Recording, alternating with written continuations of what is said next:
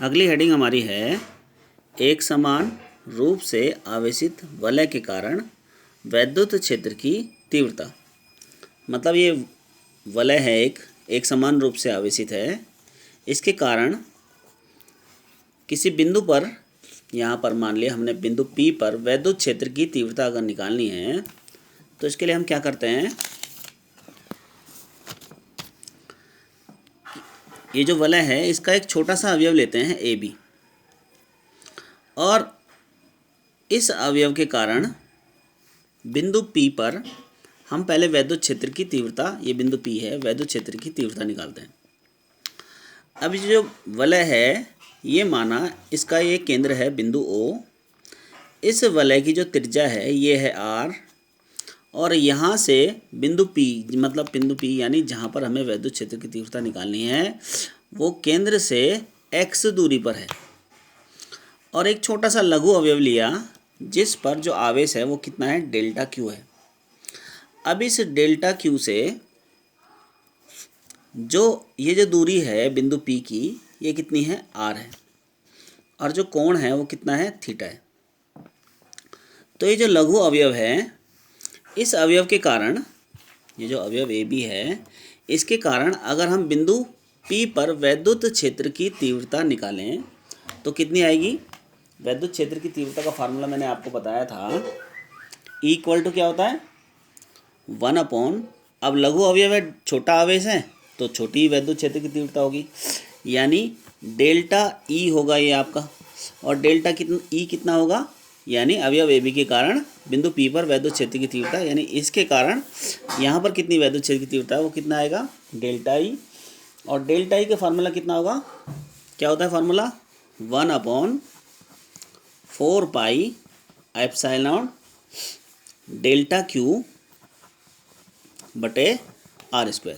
ये हमारा क्या आ गया, ये छोटे आवेश के कारण जो ये लघु अवयव है AB, इस लघु अवयव का नाम है AB, इस AB के कारण जो इस पे आवेश है, मान लिया डेल्टा Q है, इस आवेश के कारण बिंदु P पर जो वैद्युत क्षेत्र की तीव्रता है वो कितनी आई, 1/4 पाई एप्सिलॉन डेल्टा Q बटे R²। इतनी बात शायद सबको समझ में आ गई होगी। अब क्या है, अब डेल्टा E का जो वलय है, ये जो वलय है, वलय की अक्ष के अनुदिश जो घटक होगा डेल्टा E का, यहाँ पे कॉमा लगा लेंगे, डेल्टा E का वलय की अक्ष के अनुदिश जो घटक होगा। अब यहाँ देखें हम चित्र में अगर ध्यान से, तो यहाँ पे क्या है कि ये प्लस Q आवेश है, डेल्टा Q है। अब यहाँ पर जब अगर हमें वैद्युत क्षेत्र की तीव्रता निकालनी है बिंदु P पर, तो बिंदु P पर क्या रखना पड़ेगा, हमें अल्पधन परीक्षण आवेश रखना पड़ेगा। अब ये क्या करेगा, ये प्लस Q आवेश, ये छोटा आवेश है, ये बहुत ही ज़्यादा छोटा आवेश है P पर, प्लस Q0, तो ये क्या करेगा, इसको इधर को धक्का देगा। जब इधर को धक्का देगा तो फोर्स इस पे इधर को लगेगी। अब इधर को फोर्स लगेगी तो वैद्युत क्षेत्र की तीव्रता भी किधर को होगी, इधर को होगी। ये छोटा आवेश है तो छोटी वैद्युत क्षेत्र की तीव्रता होगी। छोटी वैद्युत क्षेत्र की तीव्रता, ये जो वैद्युत क्षेत्र की तीव्रता हमने निकाली 1/4 पाई एप्सिलॉन Q/R², इसकी डायरेक्शन इधर को होगी। ठीक है, दिख रहा है सबको। अब क्या करेंगे, इसके दो कंपोनेंट होंगे। अब एक कंपोनेंट तो हो गया, जब ये वाला लेंगे इसका अनुदिश घटक, इसके अक्ष के अनुदिश घटक लेंगे तो ये आएगा डेल्टा E cos थीटा। इस अवयव का अनुदिश घटक जब लेंगे तो ये आएगा डेल्टा E cos थीटा, और इसका लंबवत घटक लेंगे तो क्या आएगा, डेल्टा E sin थीटा। इसका ये जो है, ये इसके कारण जो वैद्युत क्षेत्र की तीव्रता, ये वाली जो इसकी दिशा है, इसके कारण अक्ष के अनुदिश, अक्ष यानी ये जो वलय है इसकी अक्ष के अनुदिश जो घटक होगा वो क्या होगा, डेल्टा E cos थीटा, और जो लंबवत घटक होगा वो क्या होगा, डेल्टा E sin थीटा। इतनी बात शायद सबको समझ में आ गई होगी। अब जो डेल्टा E cos थीटा है इसका मान क्या आएगा, डेल्टा E का मान हमारे पास था 1/4 पाई एप्सिलॉन, और क्या था, डेल्टा Q बटे R², और cos थीटा का मान रख दो, cos थीटा। ठीक है, अब इतनी बात शायद सबको समझ में आ गई होगी। अब आगे क्या करते हैं, जब हम एक दूसरा अवयव लेते हैं, ठीक इस अवयव के, ये जो अवयव लिया हमने AB, इस अवयव के ठीक सामने एक दूसरा अवयव जब लेते हैं, इस अवयव के कारण भी क्या होगा, ये जो दूसरा अवयव लिया इसके ठीक सामने, तो ये क्या होगा, इसके कारण भी जो वैद्युत क्षेत्र आएगा, ये छोटा आवेश होगा डेल्टा Q, इसके कारण भी जो इलेक्ट्रिक फील्ड आएगा वो क्या होगा, वो इस दिशा में होगा, डेल्टा ई इधर को होगा। अब क्योंकि आवेश बराबर लिया है तो ये डेल्टा भी उतना ही होगा। अब डेल्टा ई इधर को होगा। अब इसका अनुदिश घटक वो भी डेल्टा ई कोस थीटा होगा। इसके कारण भी इधर को कितना हो जाएगा ये डेल्टा ई कोस थीटा हो जाएगा, इसके कारण भी। अब जो है इसका जो अक्ष के अनुदिश घटक कितना हो जाएगा, इसका अक्ष के अनुदिश घटक डेल्टा ई कोस थीटा हो जाएगा। और अक्ष के लंबवत घटक इसका अक्ष के लंबवत घटक ये हो जाएगा डेल्टा ई साइन थीटा हो जाएगा। अब जब हम टोटल इलेक्ट्रिक फील्ड निकालेंगे इसका इन दो अवयवों के कारण, ये ए बी और ठीक इसके सामने वाला दो छोटा अवयव है, तो ये जो अपोजिट अवयव हैं ये कट जाएंगे, ये अपोजिट है ना, ये कट जाएंगे। जो लंबवत घटक हैं, अक्ष के लंबवत घटक हैं, ये कट जाएंगे। और जो ये अक्ष के अनुदिश घटक है ये जुड़ जाएगा, डेल्टा ई कोस थीटा जुड़ हो जाएगा। ऐसे ही अगर हम पूरी वलय के बारे में विचार करें, ये अवयव लें, इसके सामने का अवयव लें, इधर का लें, इधर का लें, इधर का लें, सबको जोड़ें, तो जो हमारे पास पूरी वलय के कारण जो होगा, पूरी वलय के कारण जो बिंदु P पर जो अक्ष के अनुदिश घटक होंगे, इस पूरी वलय के कारण जो अक्ष के अनुदिश घटक होंगे वो क्या होंगे, डेल्टा ई कोस थीटा, ये सारे जुड़ जाएंगे। और ये डेल्टा ई साइन थीटा क्या होंगे, अक्ष के अनुदिश घटक, ये पूरी वलय के कारण अक्ष के अनुदिश घटक क्या होंगे, डेल्टा ई कोस थीटा, ये जुड़ जाएंगे। और डेल्टा ई साइन थीटा क्या होंगे, ये पूरी वलय के कारण ये सारे कट जाएंगे, तो हमारे पास डेल्टा ई कोस थीटा ही बचेगा सिर्फ। तो हम ये कह सकते हैं कि जो पूरी वलय के कारण बिंदु P पर वैद्युत क्षेत्र की तीव्रता आएगी वो क्या आएगी, E equal to summation delta E cos theta आएगी। और इस तरह से हम पूरी वलय ले सकते हैं, पहले ये लिया, ये वाला एलिमेंट लिया, फिर ये वाला एलिमेंट, फिर इसके सामने, ऐसे करके ये लंबवत घटक निरस्त हो जाएंगे और अनुदिश घटक जुड़ जाएंगे। और ऐसे करके पूरी वलय के कारण हम वैद्युत क्षेत्र की तीव्रता निकालेंगे, E equal to summation delta E cos theta. अब हमारे पास फॉर्मूला है इसका, यानी 1/4 पाई एप्सिलॉन और delta Q upon are square था और कोस थीटा था, और समेशन हमारा यहाँ पर आ जाएगा। ठीक है, किधर आ जाएगा समेशन, ये इस पे चले जाएगा, इस पे, और यहाँ से हमारा क्या आ जाएगा, E equal to 1/4 pi epsilon और क्यू अपॉन आर स्क्वायर और कोस थीटा आ जाएगा। इतनी बात शायद सबको समझ में आ गई होगी। ये हमारे पास क्या है, ये हमारे पास ई आया, ई इक्वल टू कितना है, 1/4 pi epsilon Q upon are square cos theta. अब हम कोस थीटा की वैल्यू इस चित्र से रखें तो कोस थीटा क्या आएगा, आधार बटे कर्ण हो जाएगा कोस थीटा। आधार क्या है हमारे पास, x, आधार क्या है हमारे पास, यहाँ पर देखें x बटे r, और x और r क्या आ जाएगा हमारे पास, r जो आएगा वो क्या आएगा, r क्या है, कर्ण क्या होगा, लंब का वर्ग जमा आधार का वर्ग का अंडर रूट, यानी इस तरह से हो जाएगा, ये अंडर रूट क्या हो जाएगा, ये एक्स स्क्वायर ए स्क्वायर प्लस एक्स स्क्वायर कर लो, ए स्क्वायर प्लस एक्स स्क्वायर कर लो, और ठीक है, और ये स्क्वायर था तो इसका स्क्वायर भी आएगा। ठीक है, हाँ इसका, तो यहाँ से हमने देखा कि कोस थीटा क्या है हमारे पास, एक्स अपॉन आर, और एक्स और आर क्या है, A square plus x square का अंडर रूट। ठीक है, एक्स अपॉन ए स्क्वायर प्लस एक्स, और यहाँ से अगर हम इसकी वैल्यू रखेंगे ई की, तो इक्वल टू हमारे पास आ जाएगा 1/4 pi epsilon Q upon are square, और आर की वैल्यू है हमारे पास under root a square plus x square और इसका स्क्वायर, और ये आ गया हमारे पास q upon r, q upon equal to आ जाएगा हमारे पास। ये तो समझ में आ गया होगा सबको, दोबारा देखेंगे एक मिनट, ये तो समझ में आ गया होगा कि कोस थीटा इक्वल टू आया हमारे पास कितना, एक्स अपॉन आर, और एक्स और आर क्या आया हमारे पास, यहाँ से निकाला हमने अंडर रूट, क्या निकाला, R square equal to A square plus x square और आर इक्वल टू इसका अंडर रूट। ठीक है, A square plus x square का अंडर रूट। अब यहाँ से इसकी वैल्यू जब यहाँ रखते हैं हम, तो ये कितनी आ जाती है इक्वल टू, तो यहाँ से जब हम इसकी वैल्यू रखते हैं 1/4πε0 Q/r² था, और कोस थीटा की वैल्यू हमारे पास थी x/r, और x और r की वैल्यू हमारे पास ये थी a² + x²। ठीक है, अब यहाँ से जब हम इसको सॉल्व करते हैं तो ये हमारे पास आता है 1/4πε0 Qx अपॉन, अभी r² है, r² की वैल्यू हमारे पास क्या है, r² की वैल्यू फिर यहीं से निकालेंगे हम, कहाँ से, यहाँ से x² + a² का ये होगा ना, यहाँ से निकालेंगे r² हमारे पास क्या आएगा, x² + a², ये वैल्यू यहाँ रख देंगे तो इक्वल टू हमारे पास आ जाएगा 1/4πε0 Qx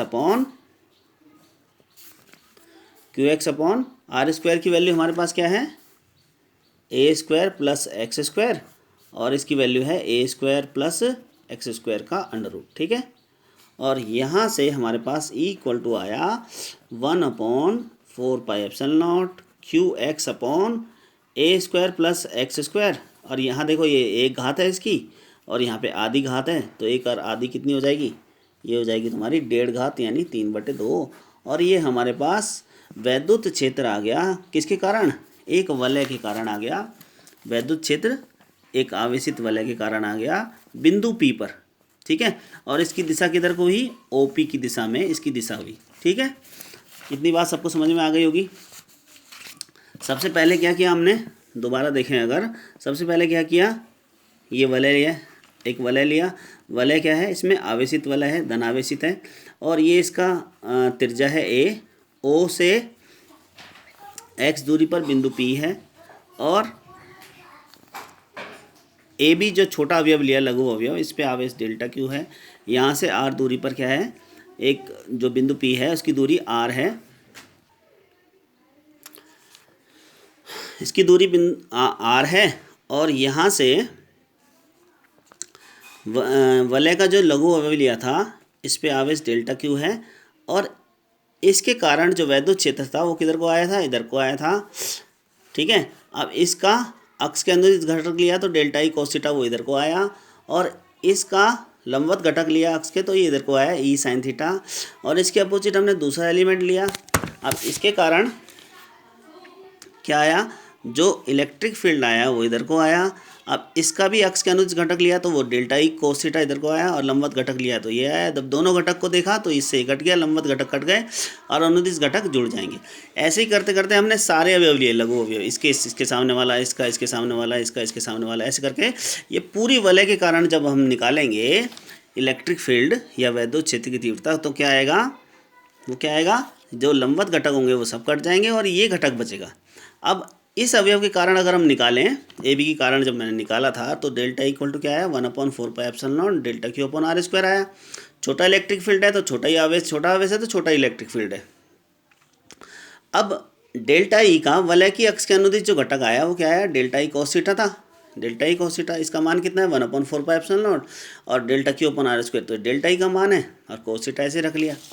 अब कोस थीटा का मान हमने रखा इस फिगर से, और यहाँ से मैंने तुम्हें बताया था ये कि सारे अवयव जो हैं, ये बात बता चुका हूँ मैं कि सारे अवयव जब पूरी वलय के पूरे अवयव के कारण निकालेंगे या पूरी वलय के कारण निकालेंगे इलेक्ट्रिक फील्ड, जो छोटे छोटे अवयव लिए सबको जोड़कर, तो क्या आएगा, डेल्टा ई कोस थीटा आ जाएगा। सबको जोड़ देंगे तो पूरी वलय के कारण बिंदु P पर जो वैद्युत क्षेत्र की तीव्रता आएगी क्या आएगी, डेल्टा ई कोस थीटा, और यहाँ से इक्वल टू क्या है, 1/4πε0।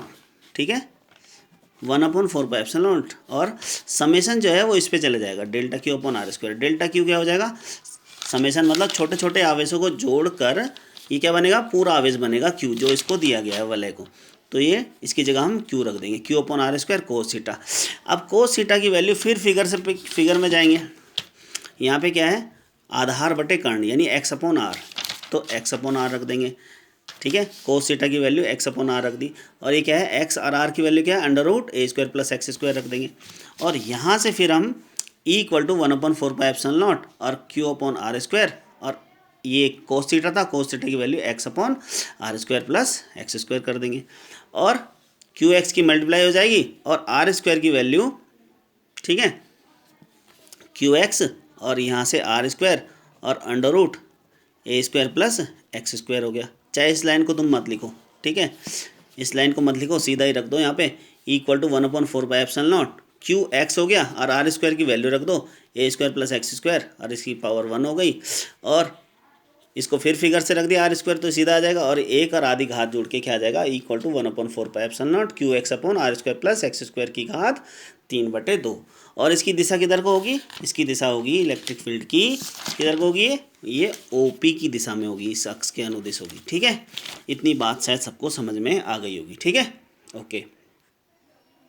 तो इसके बाद आता है इसकी विशेष स्थितियाँ। विशेष स्थितियाँ क्या होती हैं कि पहली क्या है कि यदि बिंदु P जो है, जो यहाँ पे हमने चित्र में देखा, जो बिंदु P है अगर वो केंद्र पर है O पर, तो क्या होगा, ये x जो होगी ये दूरी, ये क्या हो जाएगी, ये 0 हो जाएगी। जब ये 0 हो जाएगी तो हम